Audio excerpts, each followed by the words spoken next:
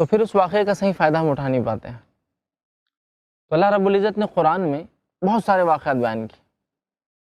جس کی مثال میں یوں دوں گا کہ ایک والد جو اپنے بچوں کو بنانا چاہتا ہے وہ ان کو ویسے واقعہ سناتا ہے، جیسا کہ اگر کوئی والد یہ سوچتا ہے کہ میرا بچہ ڈاکٹر بنے، تو وہ ڈاکٹرز کے بڑے بڑے جو ڈاکٹرز گزرے ہیں ان کی محنت، مشقت، جو تکلیفیں انہوں نے سہی اور جو کامیابی انہوں نے حاصل کی، وہ واقعہ سناتا ہے۔ بچہ بڑا ہوتا ہے، اس میں جذبہ پیدا ہوتا ہے کہ وہ بھی ڈاکٹر بنے۔ کوئی شخص اگر اپنے بچے کو انجینئر بنانا چاہتا ہے تو وہ بڑے بڑے انجینئرز کے واقعہ سناتا ہے، کہانیاں، اور اس کی پوری تفصیلات، اس کی تعلیم، وہ کس گاؤں سے تھا، کس مشقت میں، محنت میں اسٹرگل کر کے پڑھا، پھر اس کے بعد وہ کیا بنا وہ سکھاتا ہے۔ اللہ رب العزت ہم سے کیا چاہتا ہے، وہ ہمیں کیا بنانا چاہتا ہے، یہ اہم چیز ہے، کیونکہ اللہ نے جو واقعات قرآن میں سنائے وہ چاہتا ہے ہم ویسے بنے، اس لیے واقعہ سنائے۔ جیسے کہ پیرنٹس، والدین بچوں کو واقعہ سناتے جو بنانا چاہتے ہیں، تو اللہ تعالیٰ نے قرآن میں ایمان والوں کے واقعات سنائے، بالخصوص ایمان میں جو سب سے اعلیٰ درجے کے لوگ تھے جن کو انبیاء کہتے ہیں، پہلے ان کے واقعات، پھر انبیاءوں پہ ایمان لانے کے واقعات، ان کی محنتیں اس دین کے لیے، ایمان کے لیے، اسلام کے لیے، ان کی مشقتیں، ان کی کوششیں، جو تکلیفیں ان کو اس پر آئی، اور اس کے بعد اللہ رب العزت نے ان کو کیا دیا اس دنیا میں، اور آخرت میں ان کے لیے کیا ہوں گا، یہ ہے اصل۔ دوسرا، یہ واقعات جو قرآن کے ہیں، یہ واقعات صرف سٹوریز نہیں ہے کہ ہاں سن لیے ماشاءاللہ، ایک واقعہ شروع ہوتا ہے، ایک بچہ پیدا ہوتا ہے اور اس بچے کو مارنے کے لیے بادشاہ مکمل کوشش کر رہا ہے، کہ بچہ پیدا ہونے کے بعد اسی بادشاہ کے گھر میں پلتا اور بڑا ہوتا ہے، اور ایک پورا قصہ چل رہا ہے، پھر اسی بچے کے ہاتھوں اس کی حکومت ختم ہو جاتی ہے۔ تو ہم نے تو سن لیا ماشاءاللہ، زبردست کہانی تھی، اچھی سٹوری تھی، اچھا واقعہ قصہ تھا اور معاملہ ختم ہو گیا، ایسا نہیں ہے۔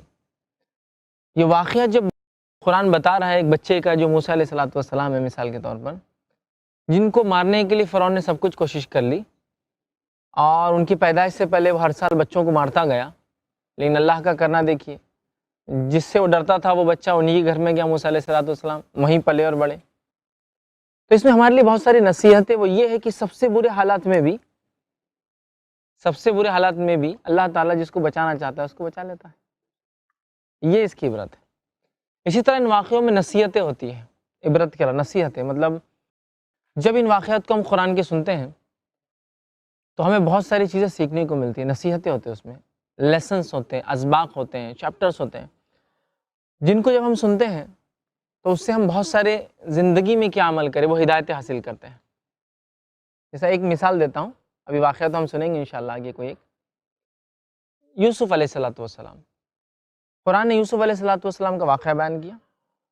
جب یوسف علیہ السلام کا قرآن نے واقعہ بیان کیا تو جب ان کو عزیز مصر نے، مصر کے بادشاہ نے ایک پوزیشن دی کہ آپ کو پوزیشن لیجیے، بادشاہ تو وہ نہیں تھے لیکن پوزیشن دی کہ آپ کچھ، میں ملک میں آپ کو حصے دار بنانا چاہتا ہوں، کوئی پوزیشن پوسٹ دینا چاہتا ہوں، کیا لیں گے؟ تو انہوں نے کہا مجھے خزائن الارض، زمین سے جو چیزیں نکلتی ہے اس کا وزیر بنا دیجیے۔ تو ایک طرح سے جب خزائن الارض انسان کے کنٹرول میں آ جاتے ہیں تو آٹومیٹیکلی بہت سارا پاور وہ گین کر لیتا ہے، اور بنی اسرائیل کو بہت سارا فائدہ ہوا اس کی وجہ سے۔ اور اس کے بعد نتیجہ یہ ہوا کہ بنی اسرائیل کے پاس حکومت آئی، لیکن ان کی پھر خرابیوں اور برائی کی وجہ سے بعد میں فرعون کے دور آنے تک وہ غلام بھی بن گئے۔ تو یہاں پتہ چلا کہ اگر قوم کو کوئی فائدہ ہو سکتا ہے، ایمان والوں کو، اور آپ کو کوئی موقع دے رہا ہے کہ کوئی آپ پوزیشن لے، ٹھیک ہے، عموماً اعتبار سے ذمہ داری لینے سے منع کیا گیا ہے، لیکن اسپیشل کیسز میں ذمہ داری بڑھ چڑھ کے لینا چاہیے، جب لگتا ہے کہ ہم امت کا، قوم کا، لوگوں کا، ایمان والوں کا فائدہ پہنچا سکتے ہیں۔ یوسف علیہ السلام نے فوراً ذمہ داری لی، امپورٹنٹ پوزیشن لی، ایک دم خزائن الارض جس کو کہیں گے، جو بھی زمین سے نکلتا ہے اس کی ذمہ داری لے لی۔ بہت سارے اس کے اندر جو ہے نصیحتیں ہوتی ہے وہ ہمیں ذہن میں ہونا چاہیے۔